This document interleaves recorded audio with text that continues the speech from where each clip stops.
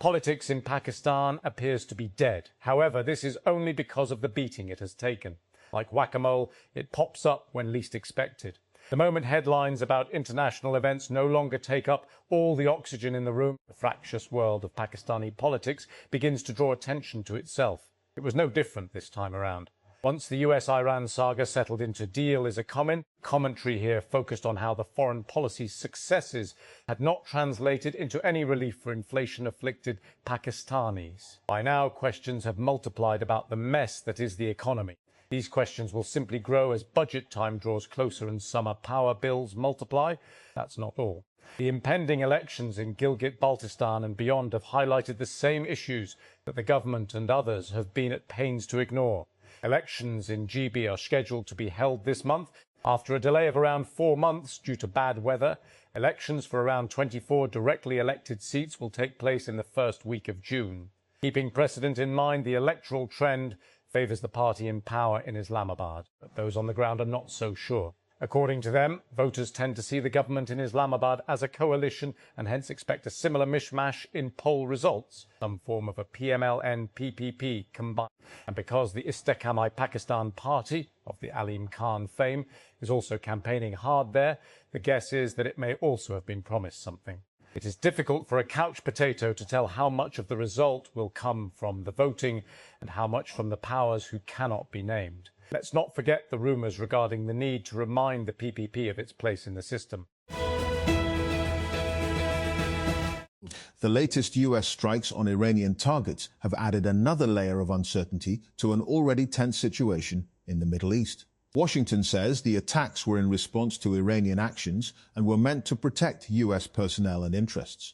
Iran has condemned the strikes and responded with military action of its own. Every new exchange increases the risk of a wider conflict in a region that has seen more than its share of instability. Yet beyond the latest military developments lies a crucial question. What exactly is the US trying to achieve? If it believes a diplomatic deal with Iran is close, why does it continue to take steps that could push such a deal further away? United Nations. Pakistan on Monday renewed its call for restraint, de-escalation and a return to diplomacy in the ongoing Middle East crisis, saying that dialogue and mediation remain the only sustainable path to resolving conflicts. Addressing the UN General Assembly during a debate on strengthening mediation in conflict prevention and resolution, Pakistan's permanent representative to the United Nations, Ambassador Azim Iftikhar Ahmad, said Islamabad had consistently advocated diplomacy in the recent tensions involving Iran and the United States. The federal government is set to impose a capital gains tax, CGT, on cryptocurrency transactions as part of Budget 2026-27, sources told pro-Pakistani Pakistan, after consultations with the International Monetary Fund, IMF, has finalised a plan to expand the scope of Section 37 of the Income Tax Ordinance 2001 to bring gains earned from cryptocurrency trading into the tax net. The proposed tax rate is expected to range between 20% and 30%, although a final decision is yet to be announced on Friday. Only 1.10 TAR allocated to PSDP against 4.1 TAR requirement. Minister terms shortfall new circular debt crisis. Record 4.7 Fund development plan unveiled. APCC resolves to divert resources to ongoing projects Islamabad. Under tight International Monetary Fund IMF oversight, the government has trimmed allocations for most sectors in the next federal development programme to create additional fiscal space for the PMLN's trademark national highways. A new Rs 87 billion share for coalition partners and a 70 BN allocation for ruling party lawmakers' schemes. Pakistan's farmers are awaiting the next budget with growing fears and fading hopes. Their concerns this year are fundamental, as the government, amid pressure for reform, continues experimenting with subsidies, procurement prices, input cost liberalisation and agricultural trade. The cost of this trial and error has become an existential problem for farmers and the agricultural sector. Quetta. Police have registered a case against opposition leader in the National Assembly and PK-MAP chairman Mehmood Khan Achakzai on charges of allegedly spreading hatred against state institutions and criticising the present government while addressing a public gathering. Other party leaders have also been named in the FAR. The charges relate to an allegedly provocative speech made against state institutions. At least 4 people have been killed and dozens have been injured in Ukraine after Russia launched a major overnight attack. The 4 dead were in Dnipro and included a 73-year-old woman. Dozens have been injured altogether in Dnipro, Kyiv and Kharkiv following Russian strikes, local officials said in the early hours of Tuesday. As a growing list of musical acts announced they were dropping out of or had never agreed to participate in a series of concerts celebrating the 250th anniversary of America's independence, Donald Trump said that he didn't need them anyway. "I don't want so-called artists that get paid far too much money who aren't happy," the president wrote on Truth Social. "I only want to be surrounded by happy people, smart people, successful people, and people that know how to win." Months since Denmark's general election, acting Prime Minister Mette Frederiksen, the leader of the Social Democratic Party, will form a centre-left coalition minority government. 12 parties won seats in March's inconclusive election. The Social Democrats won the most votes but saw their weakest performance since 1903. People are feared trapped under the rubble of a multi-storey residential building after Russia launched a heavy drone and missile attack on the Ukrainian capital early Tuesday morning, according to Ukrainian officials. Kyiv Mayor Vitaly Klitschko said an apartment block in Kyiv's Podilsky district had partially collapsed after a double-tap Russian strike. Less than 2 hours after polling stations closed on Sunday, it was clear that Colombia's presidential race would be settled in a runoff between 2 finalists: hard-right political outsider Abelardo de la Espriella and leftist Senator Ivan Cepeda. Though the overall results surprised few, de la Espriella's strong showing upended pollsters' predictions. A United States Court of Appeals has ruled that a policy under President Donald Trump to expel transgender troops from the military was a violation of the Constitution. But Monday's decision was a split one among the 3-judge panel of the U.S. Appeals Court for the District of Columbia. Every founder who applies to start at Battlefield wants the same thing: the Disrupt main stage. 6 minutes to pitch and demo live in front of top-tier Silicon Valley investors. A dedicated TechCrunch article published as you present, a shot at the $100,000 equity-free prize and the Disrupt Cup. And all of that could be yours, but every path to startup Battlefield success begins with an application. And we actually have extended the deadline for this year's cohort to June 8, so you only have a brief window to send yours in. Google parent company Alphabet said Monday that it plans to raise $80 billion to help pay for the massive AI infrastructure build-out it has planned. Alphabet will sell off that amount in stock and will then use the funds to pay for general corporate purposes, including capital expenditures to scale AI infrastructure and global compute, the company said in a statement. Part of the plan involves selling $10 billion in stock to Berkshire Hathaway, the massive global holding company formerly led by Warren Buffett. NVIDIA opened Taipei's enormous Computex trade show on Sunday with a spark, literally.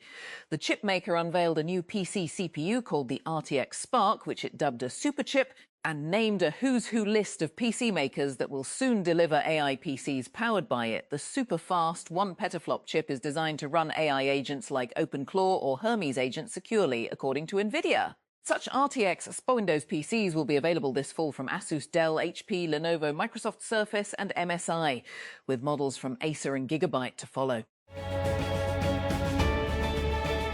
Mac Industries, the 3-year-old defense tech startup run by 22-year-old founder and CEO Ethan Thornton, has raised a $300 million Series C at a $1.8 billion the valuation. The raise nearly quadruples the valuation of the company in a year. In June 2025, Mac raised $100 million at a $470 million valuation. Other investors include Bedrock Capital, Sequoia Capital, and Khosla Ventures. United States President Donald Trump will reportedly drop his $1.8 billion anti-weaponization fund amid congressional backlash, including from fellow Republicans. On Monday, U.S. media indicated the fund would be paused, though the White House has yet to publicly confirm the reports. Armenian Prime Minister Nikol Pashinyan has rejected a call from Moscow to hold an immediate referendum on leaving the Russian-led Eurasian Economic Union, EAU, to join the European Union. The refusal from Pashinyan came on Monday as Russian President Vladimir Putin called ostensibly to wish him a happy birthday. The unreasonable demand, as the Armenian leader termed it, came amid a rapid escalation of economic and diplomatic pressure from the Kremlin as its traditional ally increasingly looks to the West. Thousands of Kenyans have marched through central Nairobi to demand that the government declare a national crisis over rising cases of femicide and child disappearances. The march, composed mostly of women, was organised on Monday by the End Femicide movement alongside women's rights, human rights and child protection groups. It was one of the largest demonstrations against gender-based violence the Kenyan capital has seen in months and brought traffic to a standstill across parts of the city's central business district. Denmark's Social Democratic leader Mette Frederiksen has announced that she has agreed to form a centre-left minority government, securing a third consecutive term as Prime Minister. The breakthrough, announced on Monday, ends more than 2 months of political deadlock following a highly fractured March general election, the incoming policy crisis, in an immediate foreign policy crisis with the United States over the future of Greenland. Some of the most consequential companies in tech history didn't launch with a splashy fundraising announcement. They started with a pitch. Dropbox demoed to a room of skeptics. Cloudflare took the stage before most people understood what edge networking meant. Discord was a scrappy game developer called Hammer and Chisel. Mint, Trello, Forethought, N26, all of them passed through the same crucible. TechCrunch startup Battlefield. That's not a coincidence. Battlefield isn't just a competition. It's a launch pad, and the numbers back it up. More than 1,700 companies have competed on the Battlefield stage. Together, they've raised $32 billion in total funding and generated over 250 exits, including acquisitions by Microsoft, Google, Yahoo, Salesforce, Twitter, Uber, and Amazon. The startup Battlefield network runs so deep that alumni have even acquired each other. Dropbox acquired fellow startup Battlefield alum DocSend in 2021. For thousands of founders, it's become a defining milestone, not just a pitch competition, but the moment the world started paying attention. Florida has become the first US state to sue OpenAI over the design and safety of the company's artificial intelligence AI chatbot, ChatGPT. The sweeping lawsuit brought by Attorney General James Uthmeier alleges OpenAI and its boss Sam Altman are endangering and addicting children, aiding and abetting mass shooters, and coaxing users into suicide as the company pursues profit. Hundreds of people have taken to the streets in central Kenya to protest a planned Ebola quarantine facility at a military base that would take in United States nationals. Demonstrators rallied on Monday in the city of Nanyuki, days after Kenya's High Court ordered the suspension of the plan. The suggestion that Kenya should host people exposed to the virus, an outbreak of which has killed over 200 people in the Democratic Republic of the Congo and neighbouring Uganda, has sparked anger in the country, which has recorded no cases of the virus. Tina Peters, a former Colorado official convicted of allowing election machine tampering, has been released from state prison following a pressure campaign by United States President Donald Trump. As Peters left state prison on Monday, Colorado Secretary of State Jenna Griswold issued a statement expressing opposition to her release. OpenAI and its CEO, Sam Altman, were sued by the Florida Attorney General on Monday in a first-of-its-kind state litigation effort over ChatGPT's alleged links to a number of violent incidents. The lawsuit accuses OpenAI of looking the other way on safety concerns, as it has sought to prioritize winning the AI arms race and amass large fortunes. AI giant Anthropic has said it plans to become a public company in the US. The company behind the popular chatbot Claude said on Monday it had filed confidential paperwork with the US Securities and Exchange Commission in order to make an initial public offering, IPO, this year. 3 new vaccines are being developed to tackle the rare species of Ebola that has already killed nearly 250 people. The International AIDS Vaccine Initiative, IAVI, which is working on one vaccine, said the outbreak was threatening to be the worst ever. Italians have reacted with bemusement to the restoration of a famous bull mosaic in Milan, with some wondering what has happened to the animal's Lucky Charm testicles. Work to repair the small crater formed by tourists grinding their heels on the bull's private parts began last week, and local Milan councillor Marco Granelli said over the weekend that the mosaic had been completely restored.